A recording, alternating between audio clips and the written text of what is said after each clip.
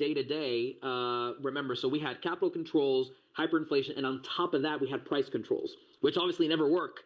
And so what that generated was, imagine, the worst of the worst. It was a cocktail of disaster. Worthless money that was useless, stuck in the country, and on top of that, price controls generated scarcity. So you went to buy something at the store, there were mass shortages of everything. I believe it was Milton Friedman who once said, "Put a socialist in charge of the Sahara Desert, you'll have a shortage of sand." I can say, in Venezuela, put a socialist in charge of the world's largest oil reserves, you get fuel shortages. Like it's unthinkable. Like I remember, even in my lifetime, I had to stand in line for hours to fill up my car in the country with the world's largest proven oil reserves. Crazy. Now Maduro ultimately found a way around it. That has been stabilized, at least in the capital. But for a while, especially during the pandemic time, that was really, really tough. And I would remember, for example, when the exchange rates would go up.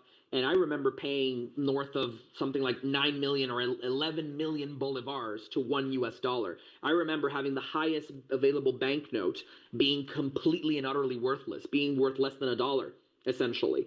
I know you have some bolivars somewhere. There you go. Right here. That's one of those.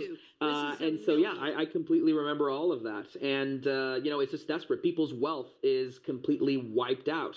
I remember, some of the older generations that had lived Weimar Germany, people like my grandmother, etc., who remembered or who knew people from that time who got firsthand accounts, and they were like, wow, this is history all over again, right? And so only people with essentially who were protected with things like gold were safe. Well, a lot of people were desperate at the time. Imagine playing a game of hot potato with money. I remember you getting paid, for example, in local currency, and the first thing you wanted to do was go and spend it. So that meant that, you were holding on to worthless pieces of paper and you had to go and spend it on anything, even things that you did not need. And so people turned to, even buying liquor, cell phones, more clothes, shoes, anything that could help preserve their value. Obviously, more sophisticated people would, convert their bolivars to US dollars or would buy gold. But then what really happened that was terrible